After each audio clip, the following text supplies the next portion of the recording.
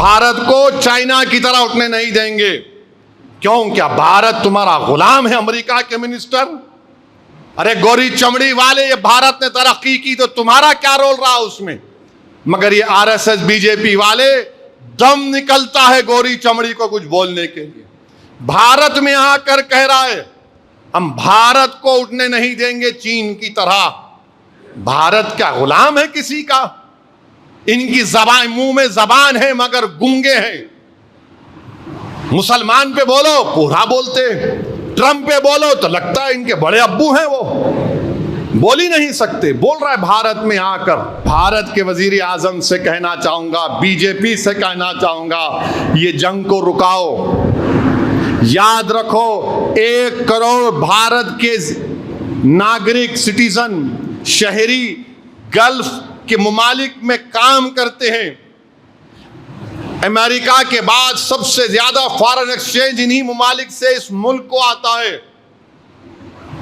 अगर ये जंग बढ़ेगी तो नौकरियां जाएंगी। भारत के लोग जो 1 करोड़ वहां पर गरीब काम कर रहे हैं, यूएई से सबसे ज्यादा हमको फॉरेन एक्सचेंज, फिर सऊदी अरेबिया से, फिर कतर से, फिर कुवैत से। मोदी की हुकूमत ने 62 लाख रुपए इसी तंजीम को दिए हैं जिससे मुसलमानों को डिपोर्टेशन करने की, मुसलमानों को दीन इस्लाम से छुड़ाने की, मुसलमानों को इस तरह की बात उन्होंने वहां पर कही कि 25% को निकाल कर फेंक दो। मैं उन जालिमों से कहना चाह रहा हूं, दुनिया की कोई ताकत भारत के मुसलमान को हिंदुस्तान से नहीं निकाल सकती। तुम अगर कोशिश भी करोगे तो तुमको ज्यादा तकलीफ होगी, हमको नहीं होगी। तुम नहीं जानते अल्लाह की कलाम में मौत का जिक्र 140 मर्तबा से ज्यादा किया गया। मैं इस मुल्क के लिए, इस मुल्क की सालमियत के लिए और अपनी दीन की बका के लिए मरने तैयार हूं। बताओ तुम क्या कर सकते? तुम समझ नहीं रहे हो हमको। तादाद में कम हो तो यह मत समझो कि तुम मनमानी कर लोगे। कानून की बालादस्ती होनी चाहिए। अरे जालिमों, तुम इतने बहादुर बनते ना। अमेरिका का ट्रेड मिनिस्टर कह रहा है, यहां पर आकर कह रहा है कि हम भारत को चाइना की तरह उठने नहीं देंगे। हम भारत को चाइना की तरह उठने नहीं देंगे। क्यों? क्या भारत तुम्हारा गुलाम है? अमेरिका के मिनिस्टर, अरे गोरी चमड़ी वाले, ये भारत ने तरक्की की तो तुम्हारा क्या रोल रहा उसमें? मगर ये आरएसएस बीजेपी वाले, दम निकलता है गोरी चमड़ी को कुछ बोलने के लिए। भारत में आकर कह रहा है हम भारत को उठने नहीं देंगे चीन की तरह। भारत क्या गुलाम है किसी का? इनकी जबान, मुंह में जबान है मगर गूंगे हैं। मुसलमान पे बोलो पूरा बोलते, ट्रंप पे बोलो तो लगता है इनके बड़े अब्बू हैं, वो बोल ही नहीं सकते। बोल रहा है भारत में आकर हम भारत को उठने नहीं देंगे जैसा चीन को हमने उठाया था। अरे याद रखो, जमीन और आसमान का खालिक अल्लाह है। ट्रंप, अल्लाह उठाएगा हम लोगों को इंशाअल्लाह ताला। मौत से डरने वालों का नाम मुसलमान नहीं है। हमारा ईमान यह है कि हर आदमी अपना रिज़्क, अपनी जिंदगी अल्लाह लिखकर उसको अपनी, उसकी माँ की कोख में भिजाता है। मौत अगर है तो बराक है, तू बचेगा क्या, मैं बचूंगा क्या? मगर अजीज दोस्तों और बुजुर्गों, ये बीजेपी आरएसएस वालों से हम पूछना चाहते हैं। इनका एक स्कॉट बेसेंट, इनका वजीर है ट्रंप का, वो अमेरिका से कह रहा है कि 1 महीने के लिए भारत रूस से तेल खरीद सकता है। 1 महीने के लिए आप खरीद सकते।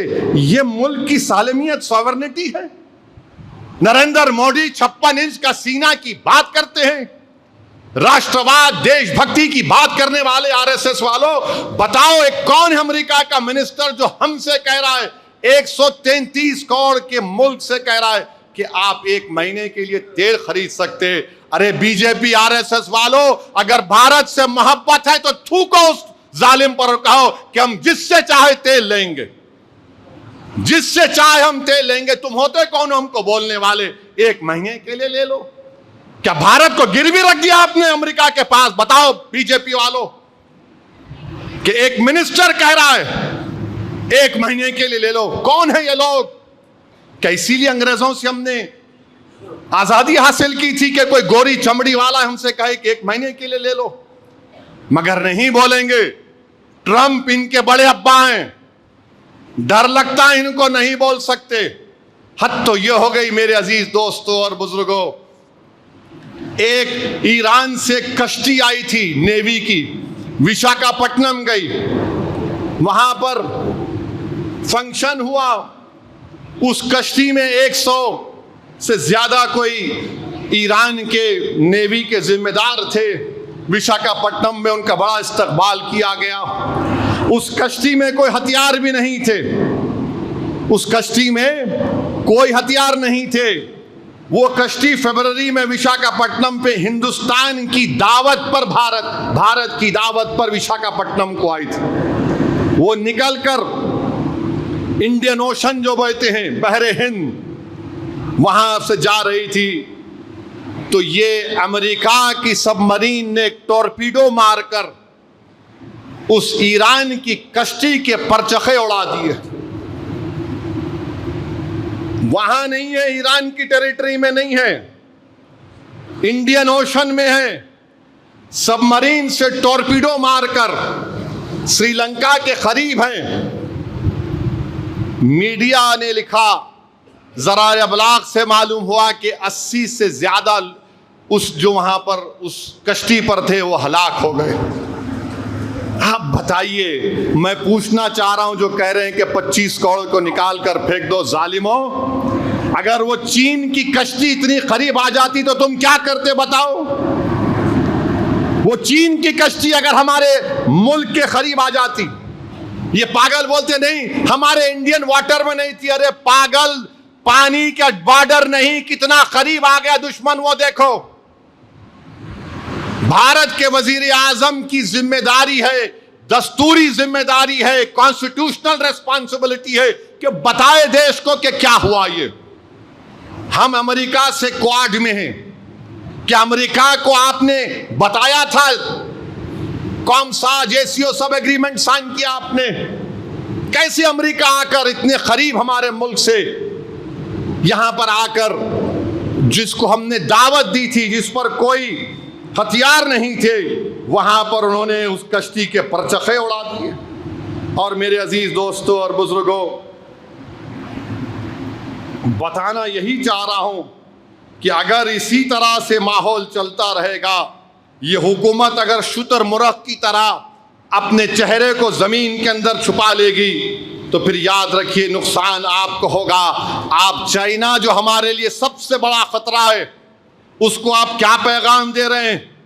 उसको आप क्या पैगाम दे रहे हैं बताओ आप? आपने अमेरिका को बताया कौन? अच्छा, हैरत की बात यह है कि अमेरिका भी आ रहा था विशाखापट्टनम, बोला हम नहीं आते। और जैसा ही ये विशाखापट्टनम से निकलकर बहरे हिंद में गए, वहां पर इनको टॉर्पीडो से मार दिए। मैं भारत के वजीर आजम से कहना चाहूंगा, बीजेपी से कहना चाहूंगा, ये जंग को रुकाओ। याद रखो, 1 करोड़ भारत के नागरिक, सिटीजन, शहरी गल्फ के मुमालिक में काम करते हैं। अमेरिका के बाद सबसे ज्यादा फॉरेन एक्सचेंज इन्हीं मुमालिक से इस मुल्क को आता है। अगर ये जंग बढ़ेगी तो नौकरियां जाएंगी। भारत के लोग जो 1 करोड़ वहां पर गरीब काम कर रहे हैं, यूएई से सबसे ज्यादा हमको फॉरेन एक्सचेंज, फिर सऊदी अरेबिया से, फिर कतर से, फिर कुवैत से, बहरीन से। आज वहां पर क्या हो रहा है? जंग हो रही है। वजीर आजम कुछ तो बोलो आप, रुकाओ इस जंग को, रुकाओ। अमेरिका का कोई नुकसान नहीं हो रहा, भारत का हो जाएगा। नुकसान सबका होगा।